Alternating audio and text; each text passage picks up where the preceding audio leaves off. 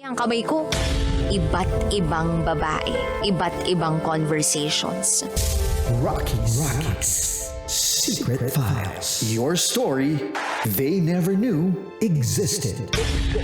Tinuruan niya ako kung paano maging isang mahusay na kabit. Yung puso ko parang sinasaksak sa sobrang sakit. Rocky's Secret Files.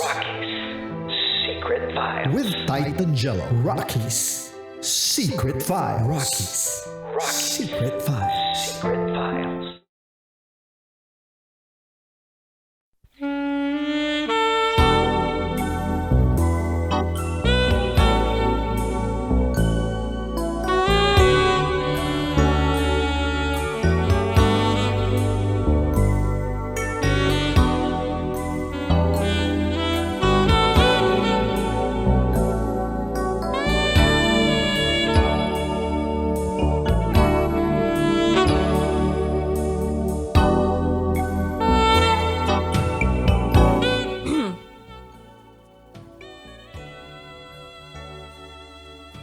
And we're back. Kasama niyo pa rin si DJ Rocky Tera. DJ Titanjello. And this is SPG, as in Super, Back and Earn, Secret File. Ng ating kabisyo na si Bayani. Si Bayani na nagka-crush. At yung crush na yun, naging first love niya. At yung first love niya na yun ay nakipaglaro sa kanya ng luksong baka. Umibabaw sa kanya. Kaya na-fall siya. Pero hindi naman sila yung nagkatuluyan. Basta reminisce niya lang kung ano yung nangyari sa kanya nung siya'y bata pa. So, Titanjello, pakinggan na natin yung mga kabisyo nating nagbahagi ng kanilang mga komento sa ating SPG Secret File. Eto sabi ni Paring Joe, nakarelate ako sa secret file ninyo.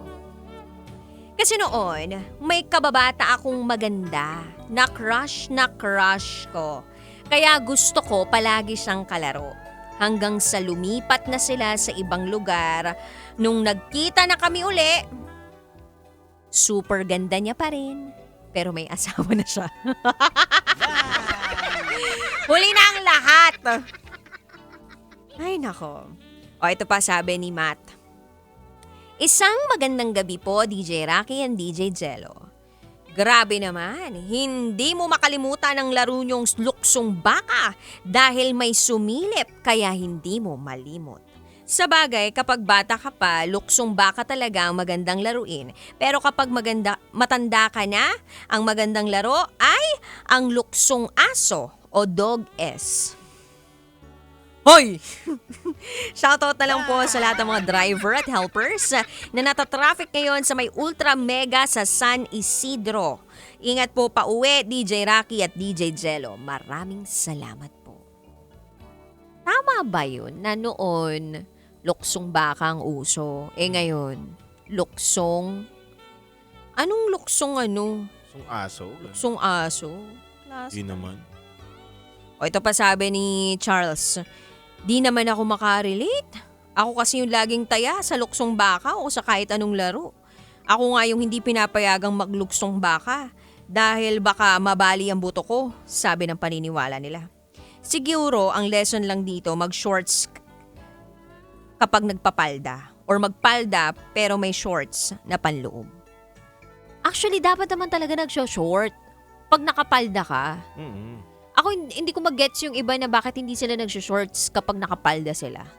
Like, ano ba? Gusto nyo lang ba na mahanginan yun? Pag iyan, napasukan ng mga masamang hangin, sinasabi ko sa inyo. Di naman sa pagiging conservative ko, pero natutunan ko to sa tatay ko eh. Nung, siguro mga high school ako,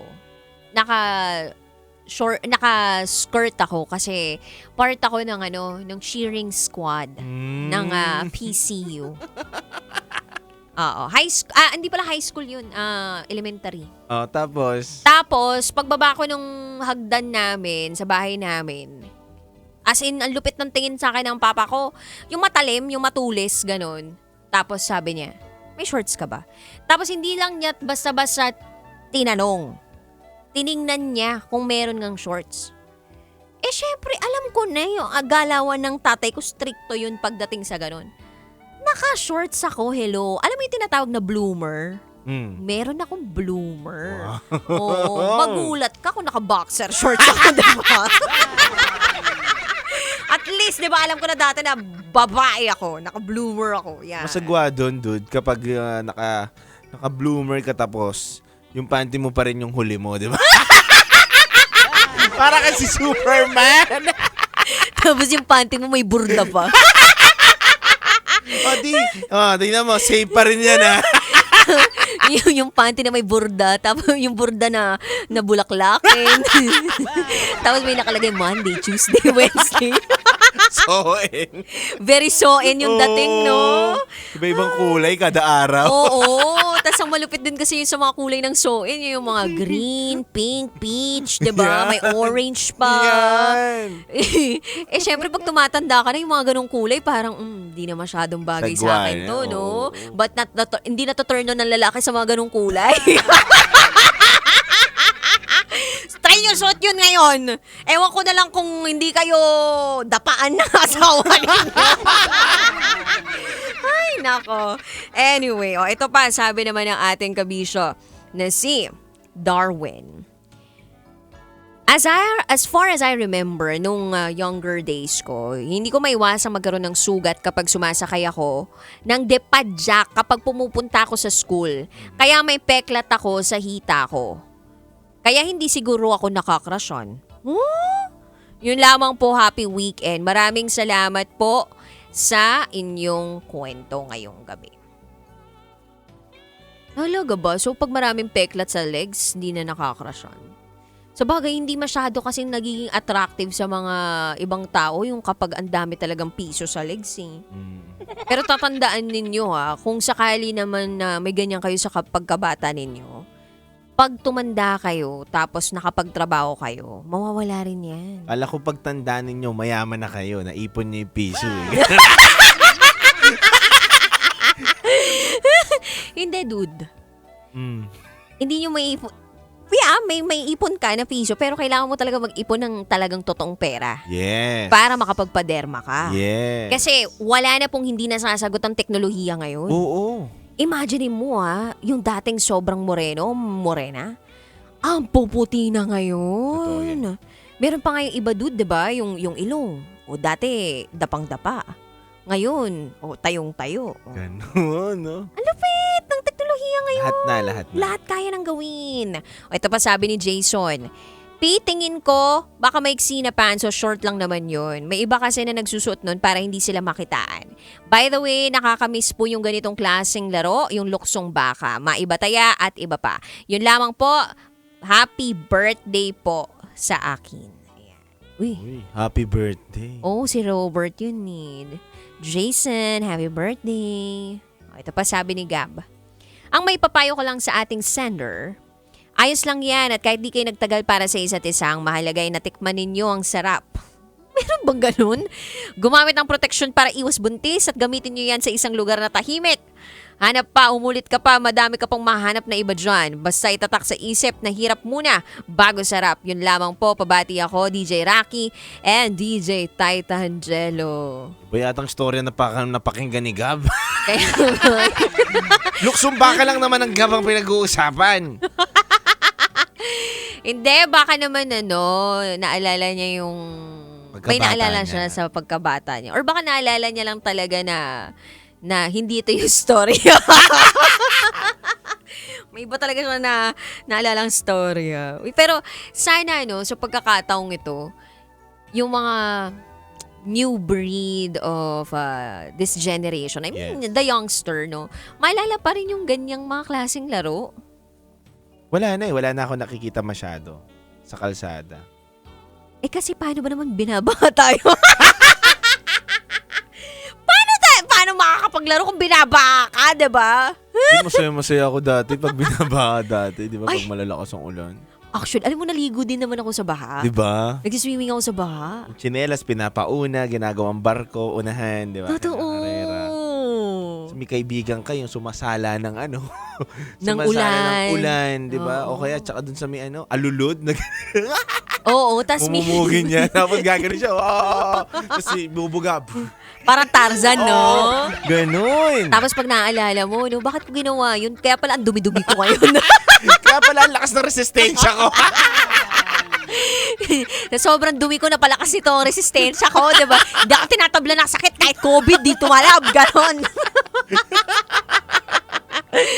Kaloka. Pero ang mahalaga yung nai-impart pa rin nung generation na naka-experience ng mga ganong klaseng Pinoy na laro. Yes. 'Di ba? Larong Pinoy ito larong Pinoy. Dun sa mga next generation. Ako, pag nagkaanak ako, tuturo ko sa kanya kung paano manapak. Di naman. Kumbaga parang tuturuan ko siya kung paano maglaro ng pang Pinoy. Alam mo yun? Ayoko maging lampa yung anak ko, yung tipong puro gadgets lang, yung ganon. Totoo yan. Hirap din kasi na puro gadgets. Tsaka malaking tulong yung napapawisan ng bata. Ay, oo. 'Di ba? Hindi ngayon kasi parang TV na lang, tablet na lang, cellphone na lang ang hawak ng mga bata. Lalabas man, makikipagchismisan yung katulong, 'di ba?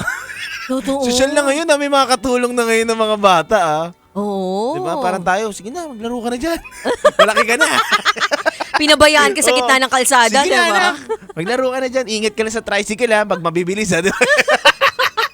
Tapos kapag nasagi ka pa, ikaw papapagalitan ng nanay mo, di ba? Ngayon, wala na. May higpit ngayon ng mga magulang sobra. No? Parang, dito ka na lang, stay ka na lang dito sa bahay, manood ka na lang yan kay Mami Rachel, ganun. Kay Miss Rachel, no? Miss Rachel, di ba? Ganun na lang. Si Blippi, yan. Yan, diba? O kaya yung Coco Melon. Yan! Ibang Coco Melon kasi yung concentrated na yung focus ng ibang mga lalaki noon. Iba nga yung naisip ko, Coco Melon. Ay, talaga nga naman. So yun, sana mabalik natin yung ganun, no? Sana maituro sa next generation nang sa gayon, di naman siya mamatay. Tsaka may chance pa naman siguro yung Pilipinas na Mawala yung baha, ganun. mawala yung baha. Tsaka, hindi dude, alam ko, feeling ko ito yun Nagro-root yung takot ng mga magulang na palabasin yung mga anak nila dahil sa meron tayong threat sa security and safety ng mga tao ngayon. Like, hindi tulad dati na hindi naman sobrang laganap yung kasamaan, katiwalian, at kung ano-ano pa dito sa Pilipinas. Like, yung crime rate dati, di ba, hindi naman ganun kalala Pero ngayon, tingnan mo yung porsyento ng crime rate dito sa Pilipinas. Taas na, no? Ang taas. Yes. Kahit na may mga CCTV na, ang taas pa din. So, Totoo. bakit? Di ba? So, may something talaga. O, di ba naging seryoso yung usapan?